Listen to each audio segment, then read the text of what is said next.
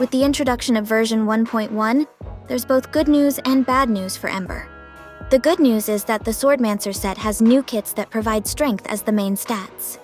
This means that Ember can switch to the Swordmancer set to drastically improve her stagger capabilities without losing much damage output.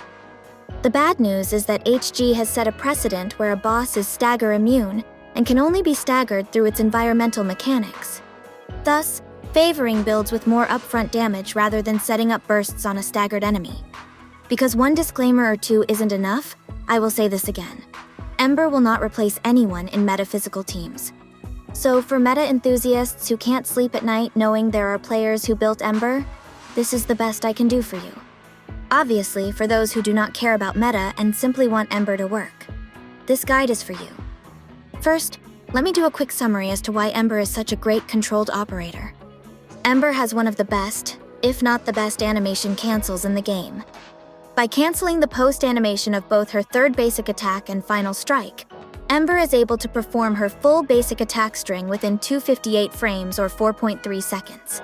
This gives her 125.3% DPS, 5.8 stagger per second, and 6.17 SP gain per second.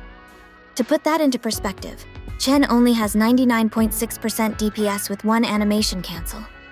Although someone like Arknights could closely compete by having 5.5 stagger per second, and 6 SP gain per second with the downside of having a pathetic DPS of 84.6%.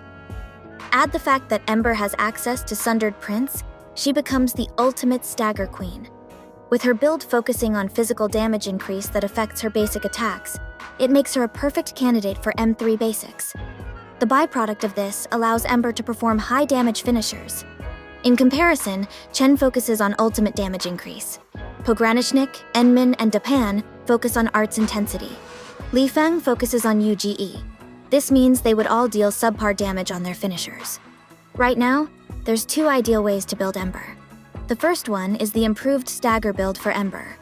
By using the Swordmancer set paired with Sundered Prince, Ember is able to deal massive amounts of stagger, constantly put the enemy into a staggered state, and try to land critical finishers. The second one is by using the Aethertech set paired with Exemplar to focus on upfront damage, rather than Ember's stagger capabilities, which gives her better performance versus stagger immune bosses like Ruin Yi.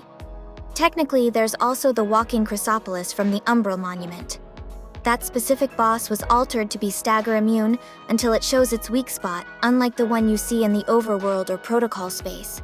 For those who own only one of the two weapons mentioned, here is Ember's full damage table.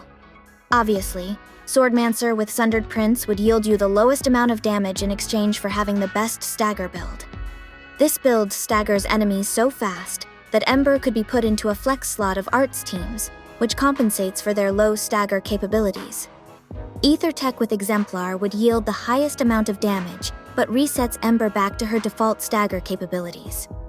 One thing is for sure, if the finisher lands a lucky critical hit, you will be seeing absurd numbers. With a P0 Ember and P0 Exemplar, the highest raw damage you can reach is a 522k finisher. To put this into perspective, a P5 Chen with P5 Glorious Memory could reach a highest raw of 736k ultimate damage. As mentioned earlier, Ember deals 125.3% modifiers per second on her basic attack string, and this is exactly why Ember could do solo trim attempts, despite not having a kit focused on dealing damage. If you were to choose between the two hybrid builds, I highly recommend going for the Swordmancer set with Exemplar. It will outperform the Aethertech set with Sundered Prince in both damage output and stagger capabilities. The Swordmancer build shown doesn't necessarily need to use a Yinglong heavy armor. If you like switching Ember's build, she can permanently stay with Aethertech armor and Swordmancer gloves. Then you can swap between Aethertech and Swordmancer kits depending on your needs. Updating Ember's gears also means an updated playstyle. Her old build that uses the Yinglong set paired with Sundered Prince allowed Ember to spam basic attacks only, which then lets her team hog all the skill points. Now, whether you use Sundered Prince or Exemplar, both Swordmancer and Aethertech are much more effective if Ember utilizes her battle skill. In Swordmancer's case, a battle skill used to parry an attack would deal up to a maximum of 48 stagger. 10 from the skill itself, 10 from parrying, 10 from knockdown, and 10 from Swordmancer's set effect. Then, Boost everything by 20% and you get a total of 48. In Aethertech's case, mixing in battle skills allows Ember to stack the set effect faster. Even better if Ember is using Exemplar, since one battle skill provides 2 stacks for Exemplar. Finally, let's talk about Ember's teammates. The easiest way to form an Ember team is to check if her 3 teammates have a solid 3-way synergy and could make use of extra vulnerable stacks. For example, Chen to apply vulnerable stacks, Enmin to eat the vulnerable stacks, and Alesh to provide triple team buffs. Ember could enhance Enmin's crush by providing additional vulnerable stacks, but you can see that it's not mandatory. The 3-way synergy would always be there even without Ember's help. Another example is Perlika, Gilberta, and an Arts DPS. Perlika can easily trigger Gilberta's combo skill, which allows Gilberta to build vulnerable stacks and enhance her ultimate's effect. Ember could provide extra vulnerable stacks to help Gilberta reach the maximum effect of her ultimate faster. However, same as the previous team example, Ember does not make or break the team synergy. Ember's biggest anti-synergy would be with Ardelia. Not only they are both sustains, but Ardelia in an Arts team would not be able to trigger her combo skill once Ember starts applying vulnerable stacks. As long as you remember this, you should be able to form different kinds of Ember teams without needing further guidance. After all, this video would take more than an hour if I had to break down all of Ember's possible team setups and teammate builds. Now let me explain why I changed my Ember's team into Chen, Enmin, and Alesh. Some of you are already aware that I don't really use Pogranichnik's battle skill. I'm not implying that it's bad, I just prefer more upfront damage through Enmin's crush. By giving Enmin the Eminent Repute, they are also able to provide the team an additional attack buff. Without Breach, Alesh actually provides more buffs than Pogranichnik. While both of them can provide the same buffs through their weapon and gears, what sets them apart is their third buff. Pogranichnik provides 8% attack and 8 arts intensity through one of his talents, but the downside is needing his ultimate to be triggered by allies. Alesh provides 15% attack through his third potential, but the downside is that he needs to trigger Rare Fin from his combo skill.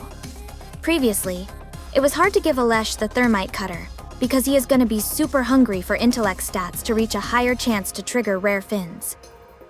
With the introduction of Frontier's protection suit, Alesh can now comfortably equip Thermite Cutter, and still reach extremely high amounts of intellect stats. Without any artificing, I was able to give him 455 intellect stats at level 80. Just note that he needs 600 intellect to cap the trigger chance to 40%. With this build, Alesh is more consistent at providing his P3 buff on top of the Frontier's set effect, and Thermite Cutter's passive effect. Another reason to use Alesh is due to the very low cooldown time of his combo skill.